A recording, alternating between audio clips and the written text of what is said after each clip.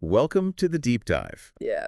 Today we're going to be really diving deep into this idea of covenants Okay. and how they can connect us to a higher power. Right. We'll be unpacking Elder Renlund's talk, Accessing God's Power Through Covenants. Oh, yeah. I'm really looking forward to this one. Get ready for some fascinating insights. This topic is really interesting because it takes something that could feel kind of abstract, like this idea of spiritual power, and makes it incredibly relevant to our lives. It really does. Like, how does this actually play out? And he kicks off the talk with this super vivid analogy about the Amazon River. Huh, interesting. Okay. Have you ever heard of the Pororoca?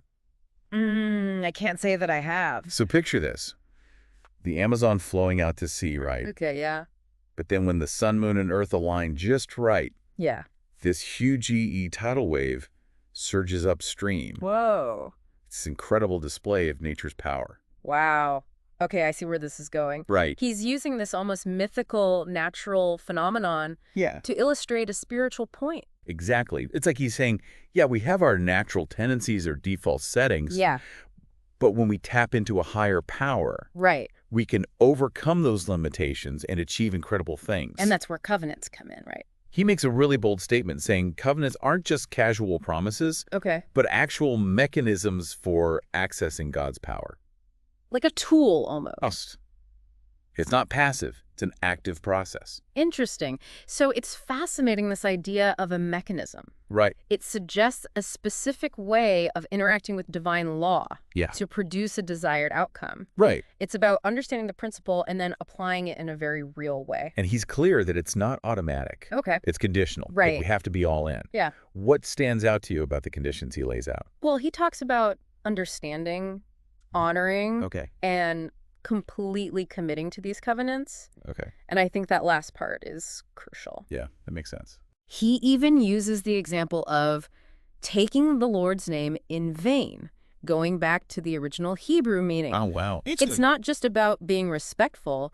It suggests that when we identify ourselves with Christ, we need to be willing to represent him in all we do. It's a high bar. It is. And it's directly connected to the covenant path, which he breaks down beautifully in the talk. Starting with those foundational covenants of baptism, Right. the sacrament. Leading to temple ordinances like the endowment, where we make even deeper commitments. And he gets very specific about those commitments. Yeah, he does. Striving to keep the commandments, living the gospel, fully dedicating ourselves to building up the church. It's a lot. This isn't about checking boxes. It's a complete reorientation of our lives. Okay, but here's the question. What's in it for us? Yeah, good question. What are the benefits of going all in on these covenants? Well, he doesn't shy away from the blessings. Okay. He talks about gaining direction for our lives. Oh, for sure. Which I think is something we all crave. Especially in today's world, which often feels so directionless. Absolutely. He also talks about maturing in our discipleship, moving beyond a surface-level understanding to a deeper, more fulfilling faith. Yeah, that resonates. It's more than just the basic. More than just, I go to church on Sundays. Right, exactly. Like I'm really living this. And of course, he talks about protection from evil influences, which is a powerful promise in a world that can feel so dark at times. For sure. Which it does sometimes, right? Yeah, absolutely. It's not all sunshine and roses. No, it's not. And it's not just theoretical. Right. He brings in this incredibly moving story about his own grandparents, Lena and Leander, to illustrate these principles in action. Oh, I love that. I'm always drawn to personal stories. Me too. It's one thing to talk about these concepts in the abstract, but to see them lived out in someone's life, especially in the face of real hardship, that's what makes it real. Exactly. So they joined the church in Finland back in 1912. Can you imagine? Over a century ago. I know. And their lives were anything but easy. Oh, really? Poverty loss. Wow. Just unimaginable challenges. Yeah, like they really went through it, but through it all, they still experienced the very real power of covenants. Right. Because it's not like making the covenants magically took away their trials. Not at all. In fact, their story really highlights how these principles work in the crucible of real life. Yeah. Leander tragically passed away from tuberculosis when Lena was pregnant with their 10th child. Oh, wow. She was left to raise their family alone, and ultimately she lost 7 of her 10 children. Oh, my goodness. To experience that kind of loss, I can't even imagine. It's heartbreaking. But here's where the power of covenants shines through.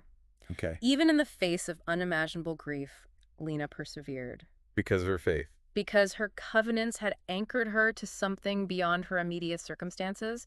She hadn't yet had the opportunity to receive her endowment or be sealed to Leander in the temple. There wasn't a temple in Finland at that time. Right. Those opportunities came later. Exactly. But she had faith in the promises associated with those covenants.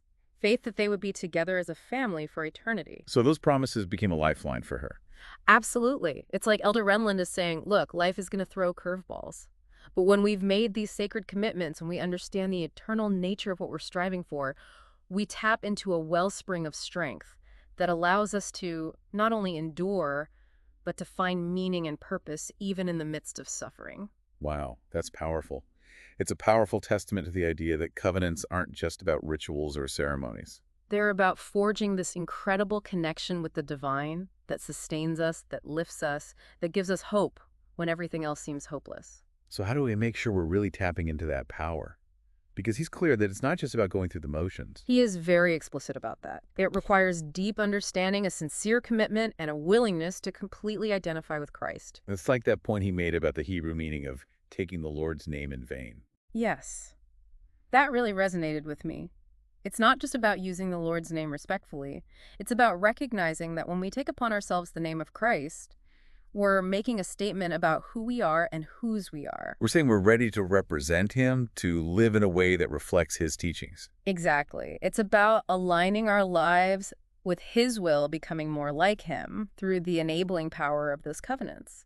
And that, my friend, is where the real power lies. And it's an ongoing process, right? It's not a one-and-done sort of thing. Absolutely not. He talks about it as a path, a journey of continual growth and progression. We learn line upon line, precept upon precept, through our experiences, through our efforts to keep those covenants, through the guidance of the Holy Ghost. So it's about constantly striving to live up to those promises, to become the best versions of ourselves with the Lord's help. Precisely. And as we draw closer to him through our covenants, he promises some incredible blessings. Like what? Give us the rundown.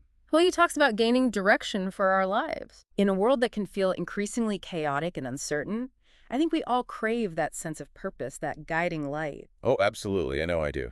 Then there's the promise of spiritual maturity. It's about moving beyond a superficial understanding of the gospel to a deeper, more nuanced, and more fulfilling faith. Something that Lena clearly experienced in a profound way. Most definitely. Her story is a testament to that enduring strength that comes from deep-rooted faith, a faith anchored in covenants. And it's not just about enduring trials. He also talks about the very real protection we receive from evil influences as we strive to live up to our covenants. Yes, that's a crucial point. When we make those sacred promises with God, we're essentially fortifying ourselves against the adversary's attempts to lead us astray. It's like putting on spiritual armor, creating a barrier between ourselves and the negative forces in the world. That's a great way to put it. It's about tapping into a source of strength that transcends our own abilities, a power that can help us overcome temptation and resist the constant pull of the world. So we're not just gaining strength to withstand trials, but strength to resist the very things that might lead us into those trials in the first place. Exactly. Proactive protection. Yeah. It's about creating a life that is aligned with God's will, which naturally leads to greater peace, joy, and resilience. It's like we're actually bulking up our spiritual muscles. Yes. So we can withstand those temptations. Exactly. And what a powerful message for us today. Yeah. This isn't just about enduring hardship. It's about thriving, about becoming the best versions of ourselves, anchored in eternal promises and empowered by something so much greater than ourselves. We become our own Pororoka. I love that. Tapping into that force that propels us forward, even when the world feels like it's pushing us back. I love that image. And it all comes back to those covenants. They really are key. This deep dive has given me a whole new perspective on the significance of covenant. Yeah, I think for me too. It's not just about the rituals themselves, Right. but about the very real power they unlock within us. It's about aligning our will with God's will, and in that alignment, finding the strength to overcome any challenge and achieve incredible things. Things we couldn't possibly achieve on our own. Exactly. So as we wrap up this deep dive, Okay. I'm left with this question. Right.